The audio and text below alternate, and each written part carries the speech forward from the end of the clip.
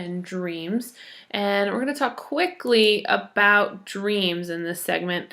We want to look more at sort of the theories of dreaming and why it happens. And I mean, we all have dreams, and then we go and we talk to our friends the next day and we ask our friends, what do you think this dream means? Does it mean anything? We're all very curious about that as human beings. And while we have a lot of modern theories about it, actually, like, dream analysis is something that stems back to ancient times. Egyptians were using dream analysis. So this is really quite a human phenomenon, that it seems to be there's some sort of dream analysis in every culture of society that we've had. Okay, let's get started. So what do we dream? We dream for about 600 hours or 1,500 dreams per year. So in your lifetime, that's 100,000 dreams. You dream for about 6 years of your life. All right, most commonly, we dream about the previous day's experiences and preoccupations. So whatever is we're focused on right now. So after 9/11, there was an increase in threatening dreams. People who play computer games, 3 out of 4 of them see images of the game in their dreams. Rural societies tend to dream of animals, whereas urban societies do not. And musicians are twice as the musicians have twice as many dreams about music as non-musicians. So, have you ever dreamed about any of these? Women are going to more likely to dream about emotions and being in one-on-one situations like interviews, being indoors, who we know, and then problems and distractions like anxiety and sadness. Men are more likely to dream about action and the outdoors, uninhibited pleasure, being in unfamiliar places. Well, age differences. Kids are going to be dreaming about monsters. Teens will look at romance and sex. 65 and up is going to be about anxiety about aging and questioning their confidence and their self-esteem. And then miscellaneous moms dream about animals because, they look like babies. And angry people, they're going to act out their anger in their dreams. Depressed people actually are victims of rejection, humiliation, and abandonment in their dream. So they're kind of living out all of these insecurities and things that upset them in their dreams.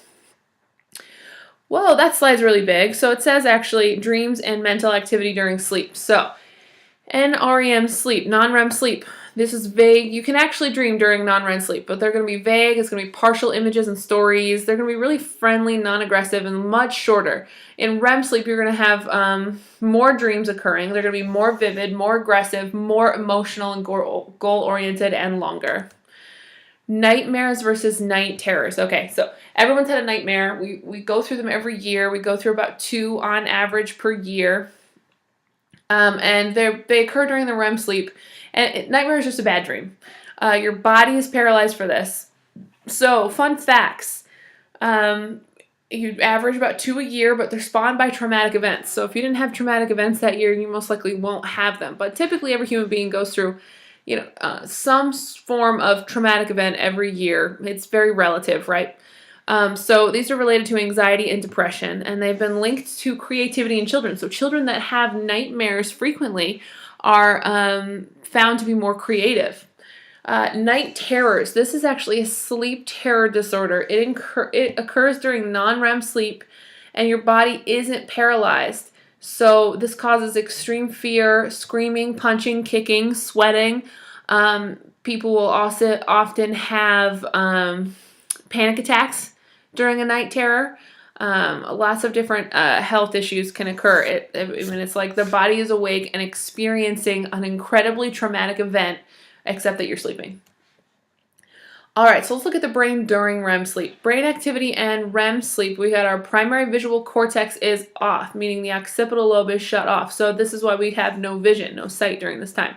The frontal lobes are also off. The blood flow to the frontal lobe is reduced at this time, so they're not working with the dream. This is why irrational thoughts occur, because your logic brain, your frontal lobe, is not turned on. So this is why our dreams seem kind of random and crazy all the time. Limbic system is active. This is why emotions and memories can be created. So the purpose of REM sleep in regards to memory is that it arranges memories for easier recall and plays a larger role in consolidating procedural memories. They actually tested this on gamers, and they had people play their video game and then go to sleep and wake up the next day and play the game again. And they found on the second day that people are actually more effective at their video game than they were the previous day. And this is because during REM sleep, you are really focusing on cataloging and categorizing all that information and, growing and learning. So REM sleep's important. If you didn't get that from the last video, get it from this one. Okay, the amount of REM sleep increases after you learn a new task. So part of the reason why you all are so tired is that you're teenagers and you're going through things. But another part of it is that every day we're having you learn something new. So you need more REM sleep every night. Deprivation of REM disrupts that learning. Brain activity. Your brain activity during REM sleep is similar to that of a waking state, and the development and stability of neural connections is produced during REM sleep. So this allows your brain to move faster and make connections quicker, that sort of thing. Okay, so dream theories. Sigmund Freud, obviously we've got to talk about Freud. He's all about psychoanalyzing things. So the royal road to the unconscious is what it's called. That's what a dream is. It's the royal road to the unconscious. He believes that your dreams are a way for you to act out your repressed urges and wishes. So, and it serves as a safety valve for you. It's a place where your unconscious can get out all of those emotions and do all of the things that it wants to do, so that when you wake up and you go out into society, you're not doing that. You're not being aggressive. You're not hurting people. So Freud believed that we really act out our deepest desires in our dreams. His dreams have two components. He argues that there's the manifest content, so dream images and surface meaning. So this is if you're dreaming about playing tennis, the manifest content is playing tennis. The dream is actually purposely meant to be about playing tennis. The latent content could be, it's the disguised meaning of the dream. It's how we're going to interpret the dream. It's what does the tennis ball represent? What does the court represent? What does the opponent represent? All these things. So maybe you're playing tennis in your dream because you're, you have this upcoming match and you don't know tennis very well, and so you feel like a failure, and like if you don't know the game and blah blah blah. Like it just analyzes your dream. I guess a better example is a car crash. So if you're dreaming about a car crash, then maybe the crash itself symbolizes loss of control, and maybe you feel like in your life you've lost control somehow. So latent content is the thing that Freud cares about. He thinks this is the interesting stuff. This is how we heal the person. Okay, dream theory number 2, information processing theory. This is the dream's themes reflect your daily concerns.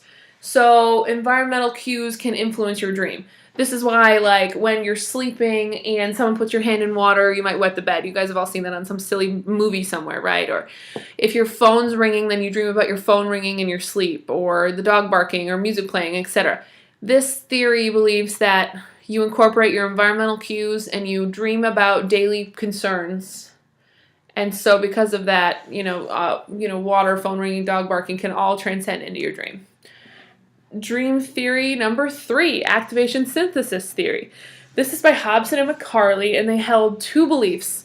That your neurons are randomly firing, and your brain is just synthesizing and integrating memory fragments into this random firing.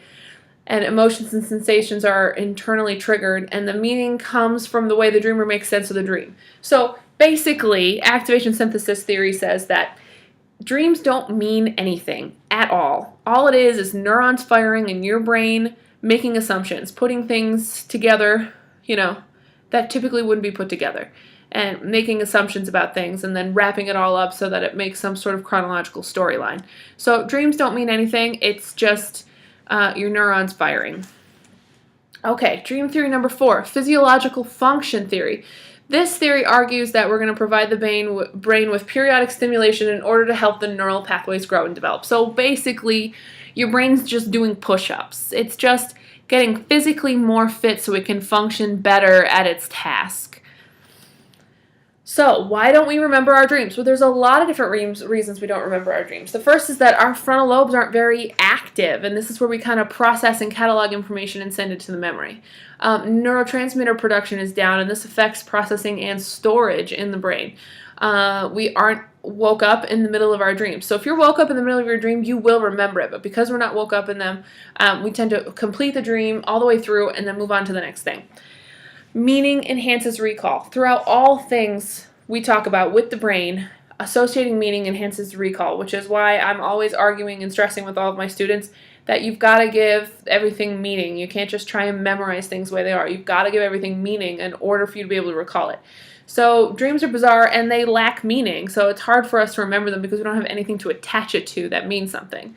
Also, when you wake up, your daily to-do list kind of takes precedent over your dreams. You're ready to start the next day, so you tend to If you don't think about your dream in those first few seconds after you wake up, you tend to just totally forget it. And finally, it's really difficult just to remember any experience during sleep because you are so desensitized and shut off from the world. So, that's it, everybody. We'll see you next time.